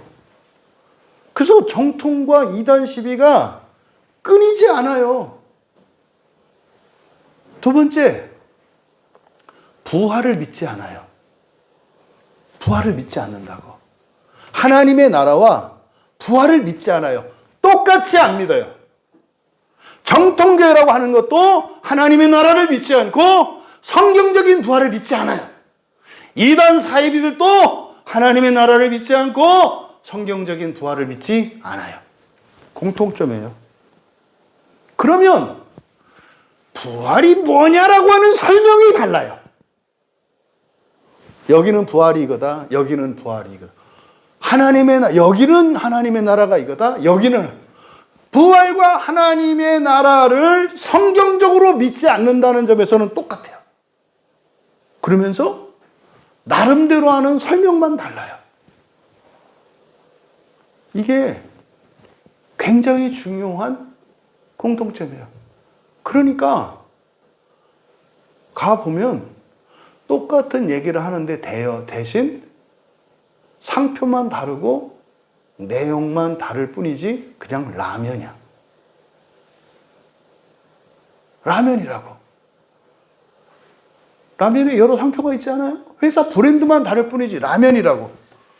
여러분, 라면을 아무리 요리를 한들 그게 생면이 됩니까? 부활을 라면에 비유해서 좀 그렇습니다만 그렇다 이 말이에요. 그러니까 성경적인 부활을 믿지 않아요. 그리고 세 번째가 뭐냐? 배타적 구원관이에요. 배타적 구원관. 이 배타적 구원관이라는 게 바로 뭡니까? 내가 아니면 너희야. 편을 나눈다 이 말이에요. 편을. 내가 아니면 너희라고. 내가 아니면 너희. 그래서 우리에 속하지 않으면 적이에요. 여러분, 하늘과 땅이 엄격하게 분리되어 있는데 예수님이 이 땅에 오신 것은 하늘과 땅을 하나의 세계로 연합시키고 화평케 하기 위해서 오셨거든요. 그러면 그리스도를 믿는 기독교라면 평화를 주장해야 되지 않겠어요? 원수들도 너희들은 원래 서로 사랑하는 사람들이다. 지금 단지 의견이 다르고 이 거짓 감정 때문에 오해하고 있을 뿐이다. 이렇게 말해야 되는 게 예수님의 생각과 일치하는 거 아닌가요? 그러니까 이런 공통점이에요. 저는 그래서 누누이 말씀드립니다만 흔히 말하는 이단 사입이라고 하는 것은 교회의 사생아들이에요. 성경에서 교회를 어머니로 주님의 신부로 빗대어서 말씀하니까 교회가 밖에 나가서 신랑이신 예수 그리스도가 아니라 이상한 놈들과 사이에서 낳은 것이 이단 사입이에요. 그러니까 예수 그리스도가 아니라 그 교주들이에요. 교회가 어떤 사람들과 관계를 맺어서 낳은 자식들이 이단 사입이다 이 말이에요. 그러면 이거는 교회입니까? 아닙니까? 교회 자식입니까? 아닙니까? 자식이에요. 교회 자식이라고. 우리나라 조선시대로 말하면 서자들이란 말이에요. 여러분, 신분사회에서 서자를 차별하는 게 잘못됐다고 다 생각하지 않으시나요? 홍길동이 부당한 대우를 받았다고 생각하지 않으세요? 근데 왜 교회는 서자를 차별하죠? 아직도 조선시대에서 못 벗어나고 있잖아요. 거기에 착하고 신실한 신자들도 있고요. 이단 사입에 있는. 교회 안에 있는 못돼 처먹은 신자들도 있어요. 거기에 있으면 다 나쁜 사람들이고 정통교회에 있으면 다 훌륭하고 괜찮은 사람들이에요? 아니에요. 근데 그 사람들은 못돼 처먹은 사람들은 구원 못 받고 훌륭한 사람들은 구원 받나요? 아니에요. 그리스도 안에서 성령으로 말미암아 모두 교회 안에서 구원받을 사람들이에요. 구원을 이루어가고 있는 사람들이에요. 어느 누구도 고쳐야 할 것이 없는 사람 없고 어느 누구도 죄 없고 허물 없는 사람이 없어요. 다만 많고 적음 이건 뭡니까? 드러난 것이에요. 드러난 것의 차이가 다를 뿐이지 모두 다 무한할 만큼의 죄와 허물을 가지고 있는 사람들이에요. 내가 누구에게 부끄러울 것도 없고 열등감을 가질 것도 없어요, 사실은. 내가 누구보다 자부심을 갖고 자랑 삼을 것도 없어요, 사실은. 왜 우리가 부끄러워할 필요가 없습니까? 모든 것을 예수 그리스도로 말미암아 성령께서 온전케 하실 것을 믿기 때문이에요. 꽃이 아직 피지 않은 장미가 꽃이 핀 옆에 있는 장미 꽃을 보고 열등감을 느낄 것 같으세요? 천만에요. 일찍 폈으면 일찍 시들을 거고요. 나는 늦게 펴서 더 오래 갈 거거든요. 그렇게 하면서 5월의 계절을 채워요. 꽃 한 송이가 처음부터 끝까지 있는 게 아니에요. 장미가 5월에 장미가 되는 것은 맨 처음 피어난 그 꽃으로부터 마지막 피어나서 견디는 그 꽃을 통틀어서 5월의 장미라고 하잖아요. 그런 거예요. 사람들에게 우월감을 느낄 것도 없고 열등감을 느낄 필요도 없는 것은 정말론적으로 그리스도께서 우리를 완전하게 하실 것이기 때문에 부끄러울 게 없어요. 또 자랑할 게 없는 이유가 뭡니까? 사람들이 보기에는 좀 나아 보이고 열심히 하는 것 같고 뭐 하는 것 같아도 그 밑에 가려져 있는 그 어둠은 무한해요. 그래서 은혜를 받으면 받을수록 어떻게 돼요? 겸손해진다고요. 은혜를 받는다는 것은 싹이 나고 꽃이 피는 일이 일어나요. 이렇게 겉으로. 그러면 바깥으로만 이렇게 되는 게 아니라 이건 뭐의 표적이에요? 마음의 변화의 표적이라 그랬잖아요. 그럼 내 마음의 깊은 곳을 보게 돼요. 더 큰 죄를 보게 되면. 그런데 여기는 아름다운 꽃이 맺혀요. 더 큰 죄를 보게 되면 더 아름다운 열매가 맺혀요. 세상에 보여지는 그 사람의 장점과 훌륭한 점은 사실은 동시에 그 사람의 마음속에 있는 무엇에 대한 열매예요? 죄에 대한 열매예요. 영광이 커 보이면 커 보일수록 그 사람은 더 큰 죄를 자각하고 있어요. 이게 정상적인 상태거든요. 근데 마음이 어두워지면요. 자기 죄는 안 보이고 겉으로 드러난 표정만 보여. 그럼 어떻게 돼요? 사람의 순서가 매겨지고 훌륭한 사람, 못한 사람이 나눠지고 열심히 하는 사람, 하지 않는 사람으로 나뉘어요. 공로의식이 생기고 피해의식이 생기고 부끄러움이 생기고. 여러분, 그래서 여러분이 마음지형을 하셔야 되는 거예요. 마음지형을 안 하면 성령께서 우리의 마음의 본성을 바꾸시면 삶의 열매가 맺히거든요. 그럼 삶의 열매가 커져. 재산이 늘어나고 신분이 높아져. 그러면 여러분이 마음이 가려워져 있지 않아야 더 커지고 높아질 때마다 더 큰 죄인이라는 걸 알아야 흔들리지 않아요. 근데 마음이 어두워지면 겉으로 드러난 이걸 가지고 거드름 피우고 뭐라도 되는 줄 알고 까분다 이 말이에요. 그래서 마귀가 하는 일은 마음을 가리는 거예요. 조금이라도 다른 사람보다 나으면 교만하게 만들고 자기보다 못한 사람들을 정죄하게 만들고 마음을 가리면 그렇게 되거든요. 여러분, 바로 이 순수한 생각이라고 하는 것은 우리 안에 내재되어 있는 하나님의 말씀이에요. 그것을 2절에서 구약 성경과 신약 성경이에요, 말하자면. 구약의 계시들이 뭡니까? 그 거룩한 선지자들. 그러니까 선지자가 거룩한 게 아니에요. 목사가 거룩한 게 아니에요. 선지자도 거짓 선지자가 있고 참된 선지자, 즉 거룩한 선지자가 있고 속된 선지자가 있고요.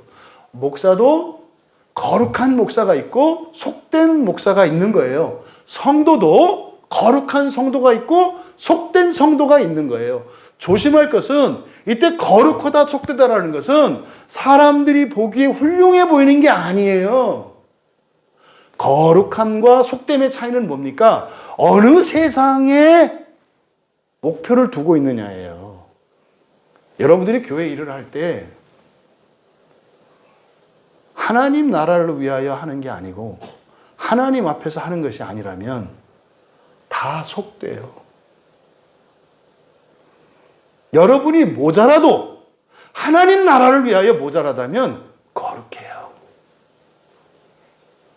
이 세상에서 아무리 훌륭하고 위대한 업적을 일으켜도 세상을 위해서 했다면 속돼요. 이거를 오해하시면 안 돼요.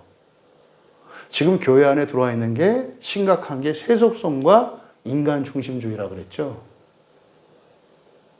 여러분이 이 거룩성, 하나님 나라를 위해서 살아갈 때만 선한 양심으로 살아갈 때 고난을 겪어요.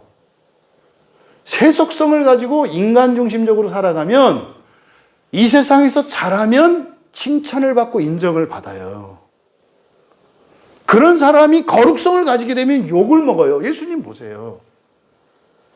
인간적으로 너무나 훌륭하고 기적의 능력을 일으키는 분인데 욕을 먹잖아요.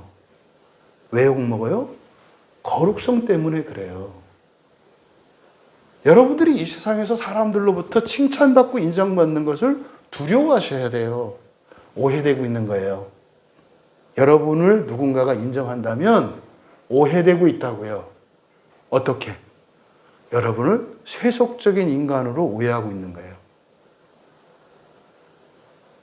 그거를 억울해할 게 아니라 그걸 두려워하셔야 된다고.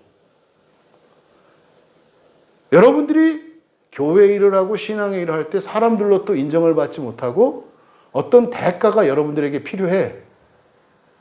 조심하셔야 돼요. 거룩성을 잃어버리신 거예요. 거룩성을 잃어버린 것이라고. 그러니까 여기서 말하는 거룩한 선지자는 선지자가 거룩하다는 게 아니라 뭐다? 그 거룩한 선지자. 그러니까 구약의 선지자들의 예언들이 있는데 다 하나님 나라를 보냐면 그렇지 않아요. 세속적인 선지자들이 있어요. 그러니까 그들 중에서 그 거룩한 선지자라고요. 에? 거룩한 그 선지자. 그들에 의해 예언된 말들. 이게 뭡니까? 구약 성경이죠. 우리로 말하면. 그 다음에 주 대신 구주께서 너희의 사도들로 말미암아 명하신 것. 여기 그대로 직역하면 너희들의 사도들의 말들이에요. 너희들의 사도들의 말들. 즉 주 구원자의 계명. 그러니까 이거는 신약 성경입니다. 그러니까 2절에서 기억 속에 있는 순수한 생각이라고 하는 것은 신구약 성경에 담긴 구원의 순전한 진리를 가리키는 말이다. 이해되시죠?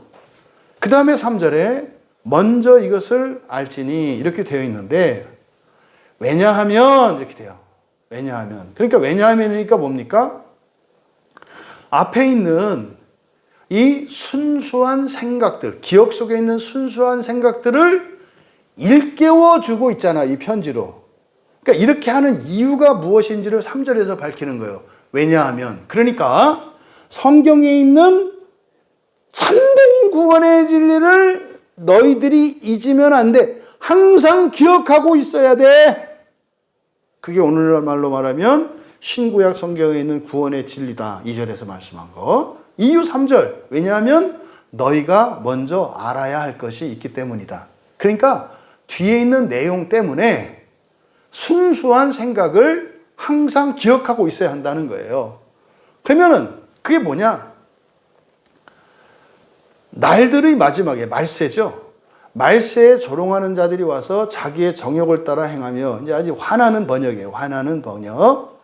정욕이라는 말이 나오면 여러분들은 뭘로 생각하시라 했어요? 열심. 정욕이라고 번역된 이 단어 나쁜 단어가 아니에요. 여러분들이 이번 주 사시느라고 애쓰고 그러니까 수고하고 힘들었잖아요. 왜? 열심 때문에 그래요. 그게 나빠요? 귀한 거예요. 이거를 다 정욕이라고 번역을 해놨다고. 그래서 제가 화가 나요. 여러분들이 일주일을 가정에서 일터에서 힘들었던 이유가 열심히 살았기 때문에. 열심히 살지 않으면 힘들지 않아요. 근데 그거를 나쁜 걸로 이렇게 번역을 해놔서 제가 화가 나는 거예요. 이게 그대로 직역하면 말세 직역하면 날들의 마지막이에요. 날들의 마지막에 조롱하는 자들이 올 것인데, 그들의 여정을 가는 열심을 따라 조롱하면서, 두 번째가 이제 4절이거든요. 그러니까 먼저 3절을 보면 날들의 마지막에 조롱하는 자들이 올 것인데 그들의 여정을 가는 열심을 따라 조롱하면서예요. 그러니까 조롱하는 사람들이 올 것이기 때문에, 근데 조롱할 때 이 사람들은 뭘로 조롱해요? 자기들이 가는 그 길의 열심이라는 거예요. 이거를 여정이라고 말하고 있거든요. 여정이라고 하는 것은 목적지가 있는 거예요. 여행이라는 말은 출발지가 있고 목적지가 있는 걸 여행이라고 해요. 그래서 출발지에서 목적지에 다다르는 과정을 여정이라고 하잖아요. 그러니까 그들의 여정을 가는 열심, 이게 뭘까요? 종교적 열심이에요. 이렇게 하면 구원받아요. 전도 열심히 하면 구원받아요. 이게 구원파의 핵심 진리예요. 전도하면 구원받는다. 이게 핵심이에요. 그래서 당신이 누군가를 전도했다? 당신은 확실히 구원받은 증거다. 그 다음에는 마음대로 살아도 된다요. 그래서 구원파 이 다락방 교회에 가면 전도하는 사람이 1등이에요. 그러니까 전도를 많이 하는 사람이 훌륭한 신자예요. 다락방 교회에 가면. 이를테면 다락방 교회에 있는 사람들의 그들의 여정의 열심은 뭐겠어요? 전도를 열심히 하는 거예요. 전도를 열심히 하는 거. 신천지도 마찬가지예요. 신천지도 다락방 교리와 똑같아요.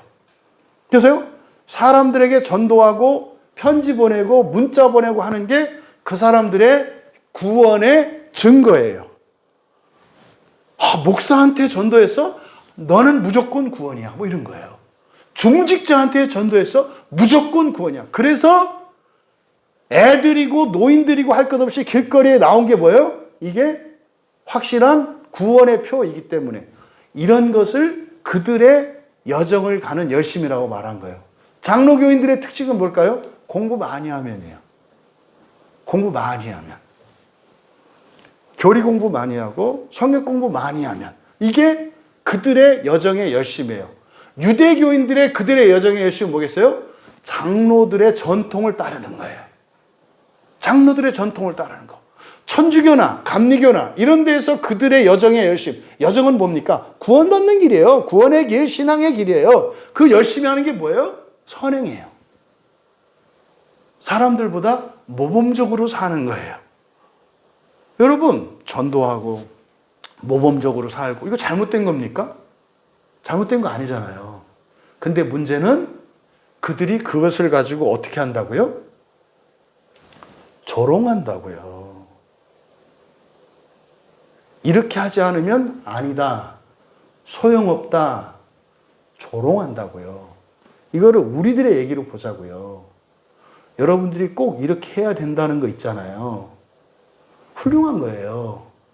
근데 그걸 가지고 여러분들이 해야 된다고 생각해서 하는 그것들을 다른 사람이 하지 않을 때 조롱하면 이게 그들이 돼요. 사실은 여기서 이 조롱하는 자들은 베드로전서에서 대적할 게 누구라고 그랬어요? 마귀라고 그랬거든요. 그러니까 구체적이지 않아요, 마귀라고 하니까. 그래서 베드로 후서에서는 마귀를 보다 구체적으로 설명한 거예요. 마귀가 누구라는 거예요? 조롱하는 자들이라고 말한 거예요. 조롱하는 자들이 무엇을 가지고 조롱한다고요? 그들의 여정의 열심이에요. 훌륭한 거예요. 이건 나쁜 게 아니라고. 근데 그 하나님의 은혜로 된 거잖아요. 그걸 갖고 사람들을 정죄하고 조롱한다고. 지금 이 말씀 속에는 베드로 사도의 어떤 생각이 중요한 어떤 사람들에 대해서 염두를 두고 있냐면 성경 공부를 해도 도대체 못 알아듣겠어. 성경 구절도 암송도 안 돼. 술도 끊고 도박도 끊으려는데 그것도 안 돼. 예배를 나가고 싶은데 그것도 못 나가. 아씨, 내가 기독교인이 맞나? 이런 사람들 염두에 두고 있는 거예요. 여러분, 교회 안에서 그들의 여정의 열심으로 조롱한다는 게 어떤 뜻이냐면 그 예배 빼먹기를 꽃감 빼먹듯이 딸꾹딸꾹 빼먹어. 그렇다 몇 주에 한 번씩 와. 그 사람도 그렇게 생각하는 거예요. 예배를 이렇게 매일같이 늦게 오냐. 제 시간에 좀 오지. 예배를 그렇게 빼먹냐. 이런 거지. 또 다른 걸 이렇게 보고, 왜 저 집사님 맨날 저러냐. 그러니까 그들의 여정에, 이거를 신앙이나 어떤 구체화하지 않고 여정의 열심이라고 하는 것은 사실은 구원의 길로서의 인생을 말하는 건데, 교회적으로, 개인적으로, 교단적으로, 가정적으로 적용할 수 있는 거예요. 여기서 말하는 그들의 여정의 열심은 훌륭한 거예요. 훌륭한 거라고. 잘한 거라고. 근데 문제는 뭐예요? 그것으로 그렇지 못한 사람들, 그 수준에 다다르지 못한 사람들을 뭐한다? 조롱한다는 거예요. 이게 누구다? 마귀다. 이게 마귀다. 그러니까 신앙생활이나 인격적으로나 의지적으로나 지성적으로나 감성적으로 문제 있는 사람들이 자기보다 뛰어난 사람이 막 뭐라고 할 때, 조롱할 때 어떻게 하겠어요? 부끄럽지 않겠어요? 에이, 집사님 나도 하려고 하는데 안 돼서 그래. 이렇게 하면서 속으로는 어떤 생각이 들겠어요? 막 수치심이 들지 않겠어요? 외롭지 않겠어요? 그 사람들을 위해서 하시는 말씀이에요. 다른 사람들이 너 망신 주고 무례하게 굴고 너를 무시하고 이렇게 해도 흔들리지 마. 구원은 그런 거 아니잖아. 내가 너희들을 온전히 하는 거지. 겉으로 드러나는 무엇이나 이게 아니잖아.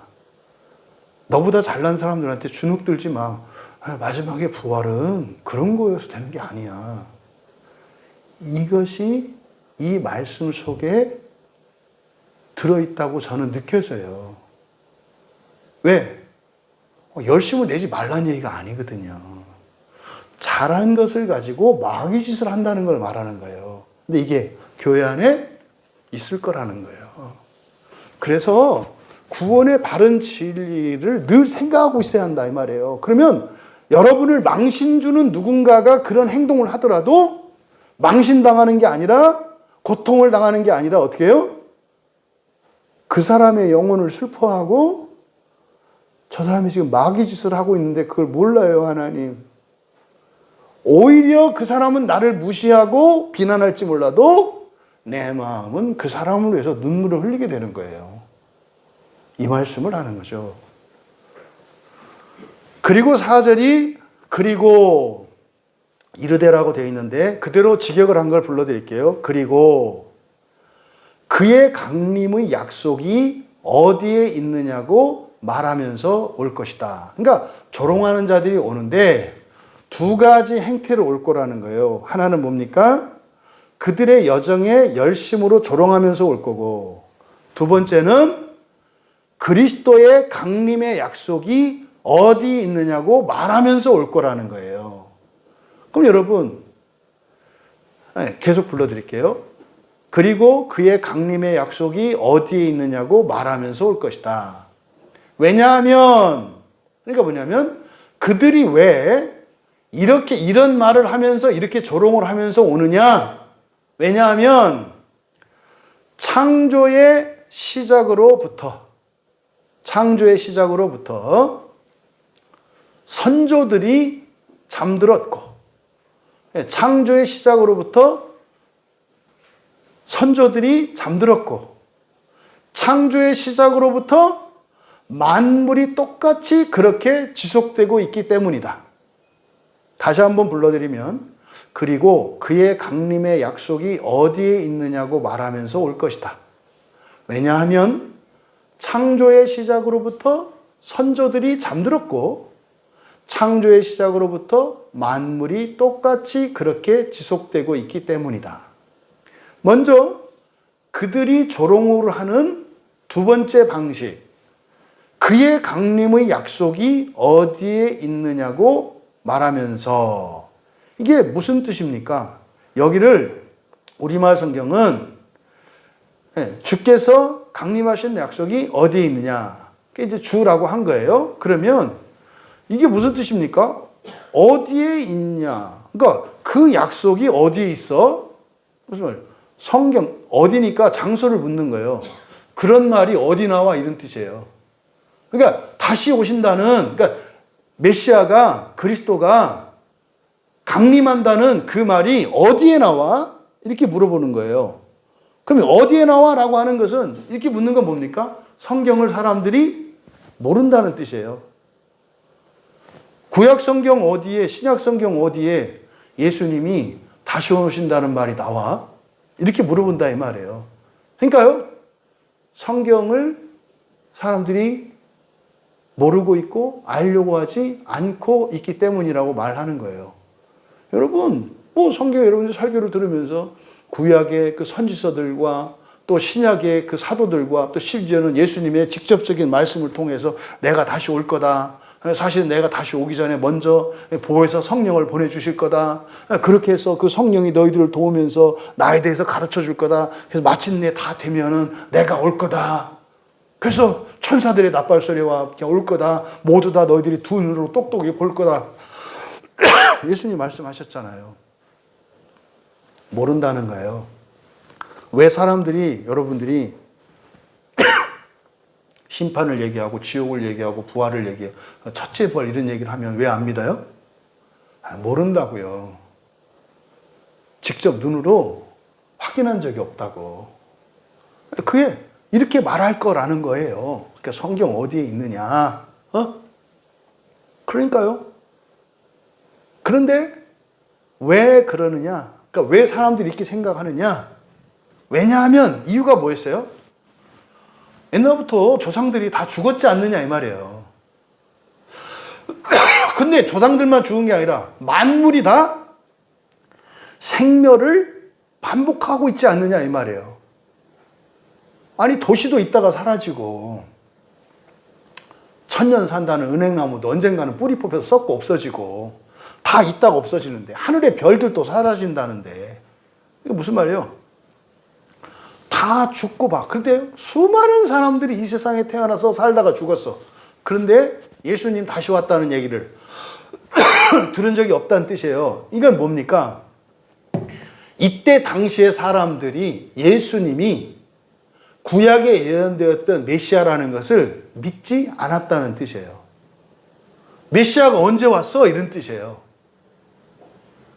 그렇게 사람들이 죽고 나고 죽고 나고 죽고 나고 죽고 세상에 있는 모든 만물이 그렇게 나고 죽고 그랬는데 메시아가 언제 왔어? 이런 뜻이죠. 그러니까 두 가지 이유. 성경을 모르고 두 번째로 예수 그리스도가 예수님이 그리스도인 것을 믿지 않기 때문이라고 말하는 거예요. 지금 사도들이 예수님을 대신해서 권능을 행사하면서 살고 있거든요. 그런데도 안 믿는다 이 말이에요. 예수님 당시에도 예수님이 메시아라고 사람들이 믿지 않는다고요.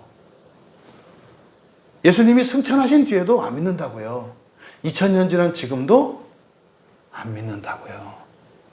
뭐를?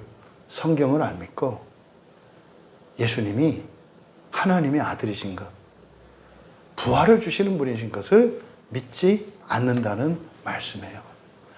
지금 베드로 사도께서 이 말씀을 다시 하는 이유가 뭐라고요? 베드로 전서를 통해서 전하고자 했던 그 말씀이 받아들여지지 않고 있기 때문에 다시 이 말씀 한다는 거예요.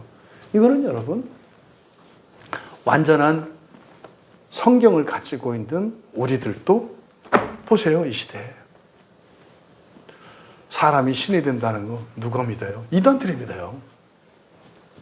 이단이라는 사람들이 사람이 신이 된다는 거를 이단이라는 사람들이 믿어요. 근데 문제는 그 사람들은 지금 여기서 신이 된다고 믿어요. 지금 여기서. 그러니까 신에 어울리게 몇 천만 원짜리 이런 시계를 차고 몇 억짜리 차를 타는 게 맞아. 왜? 자기는 신이 됐거든. 그러니까 내가 이렇게 되는 거는 뭐예요? 너희들도 이렇게 될 거니까 내가 이렇게 하는 거 배 아파하지 말라 이 말. 너희들 그럼 내가 이렇게 하는 거 싫어? 내가 많이 누리고 쓰면 쓸수록 너희들도 똑같이 하는 거야. 좋아 안 좋아? 그거 생각해보니까 좋은 것 같거든. 이게 이단에 빠져있는 사람들의 말도 안 되는 기대예요. 그 사람들을 우습게 보지 마세요. 대부분 이단에 가 있는 사람들은 엄청나게 성경을 알고 싶어하는 사람들이 적지 않아요. 근데요, 세속성과 인간 중심적인 사고에 매몰돼서 순간적으로 헷가닥한 거예요. 순간적으로. 오늘 박남회 집사님 연락이 왔어요. 그 매물도에 지금 세우는 그 교회. 그게 보니까 만민교회 이탈자들이었어요. 예. 그게 하나님의 교회가 아니라 만민교회 이탈자들이었다고. 왜? 지금 만민교회 교주, 그 만민교회도 또 자기가 하나님이었거든요. 그러다가 이제 18년 형 받고 지금 감옥살이 하고 있죠. 그러니까 세상이 얼마나 악해. 하나님을 감옥에 가두는 세상이니. 그러니까 그 교회 사람들은 어떻게 기도하겠어요? 주여 우리 민족을 용서하시옵소서. 이 나라의 사법제도를 용서하시옵소서. 감히 하나님을 옥에 가두고 있습니다. 얼마나 세상이 약합니까? 그러니까 아마 매물도에서 간절히 기도할 거예요. 하나님을 감옥에 가두는 이 악한 세상. 그러니까 예수님 시대에 예수님이 붙잡혔을 때 여인들이 흘렸던 눈물을 여인들이 지금 흘리고 있어. 우리 주께서 감옥에. 그러니까 어쩌면 역사가 이렇게 반복되냐 이러면서. 그러면 십자가 못 박아 죽여야지. 이왕에 할 거 화끈하게. 그리고 나서 살아나야지. 그럼 인정하지. 그러니까 여러분, 성경을 보면서 우리 교회 사명을 다시 한번 깨닫게 돼요. JMS, 그리고 뭐 다락방, 신천지, 하나님의 교회, 다 저기 광야교회로 오면 돼요. 왜? 우린 받아주니까. 그죠? 근데 여러분은 이제 죽었어, 이제. 그 사람들 오면 이제 죽어나요, 이제 여러분들. 막 무시하고 막 이럴 건데, 우리 어떻게 견디려는지, 어떻게 사랑할 준비가 되셨습니까? 준비했으면 좋겠어요. 준비했으면 좋겠어요. 누가 오더라도 그들을 사랑할 수 있는 우리들로 준비될 수 있었으면 좋겠어요. 바울 사도께서 말씀하신 것처럼 우리의 기억 속에 있는 그 순수한 생각, 성경이 우리에게 주시는 구원의 바른 진리로 늘 깨어있는 여러분들 되셔서 그렇게 정말 주님처럼 사랑하면서 살아갈 수 있는, 또 그렇게 살아가기로 결단하는, 거기에는 성령의 보증이 약속되어 있어요. 성령께서 능력 주시고 여러분에게 힘 주시고 자원 주실 거예요. 염려하지 마세요. 중요한 것은 여러분들이 그렇게 살아가기로 결단한 거예요. 그리고 인정해야 돼요. 결단하면서도 불안하고 두렵다고요. 인정해야 돼요.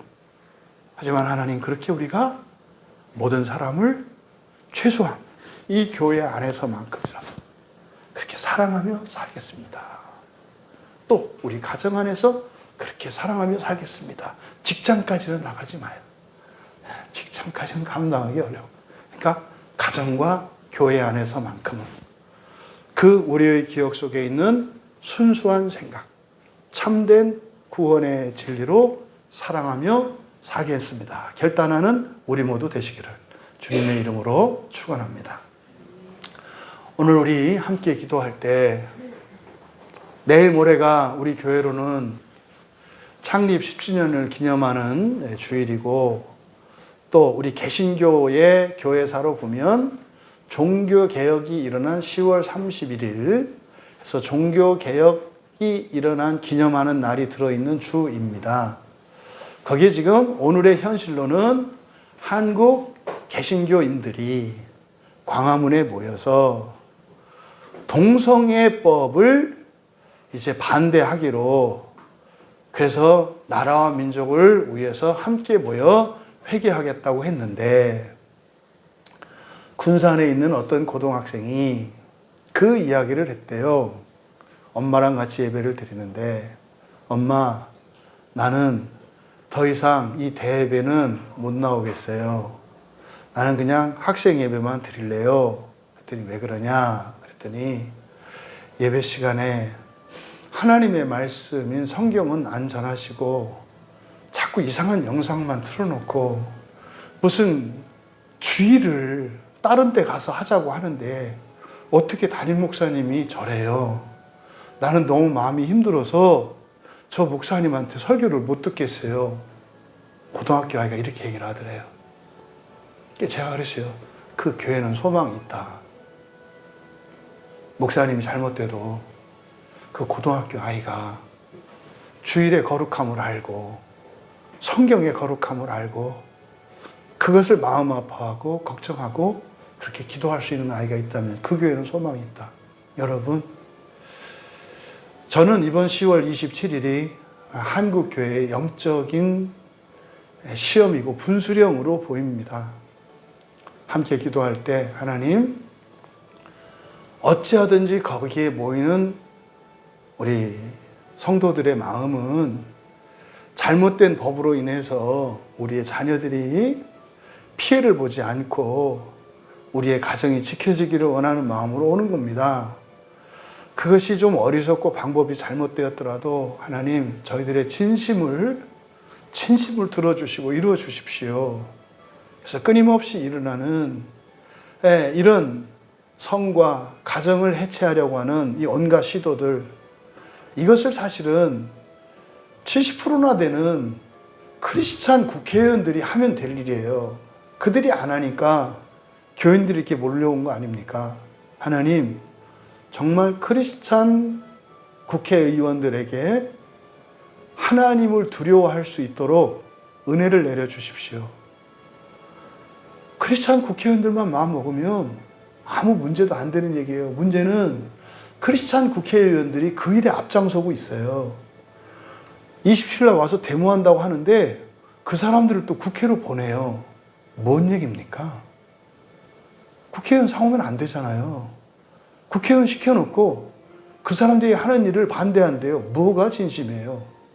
얼마나 영적으로 어두워져 있습니까? 하나님, 10월 27일 주일, 10월에 우리 성수주일인데 특별한 은혜를 내려주셔서 그날 우리들의 잘못을 통해서도 하나님이 구원의 일을 이루어 주시옵소서. 어리석음을 깨닫게 하시고 특별히 입법부에 부름받은 국회의원들, 크리스찬들에게 하나님을 정말 두려워하게 해주십시오. 그래서 생각을 바꿀 수 있도록 도와주시고 이 나라의 평화, 하나님이 도와주셔야 돼요. 이런 식으로 막 나가면 우리의 평화가 이렇게 보장받지 못합니다. 그럼에도 불구하고 우리가 이 나라에 전쟁이 일어나지 않도록 기도한다면 악함에도 불구하고 하나님께서 시간을 더 연장시켜 주실 거예요. 하나님, 이 나라에 어떤 일이 있더라도 전쟁이 일어나지 않도록 우리 조국을 지켜주십시오. 또 우리 한국교회를 위해서 기도할 때 강단의 말씀이 온전히 선포될 수 있도록 특별히 목사들이 깨어나도록 기도해 주십시오. 정말 오직 성경만을 베드로 사도의 말씀과 같이 그 순수한 생각인 참된 구원의 진리만을 전하는 거룩한 목회자들 되게 하옵소서.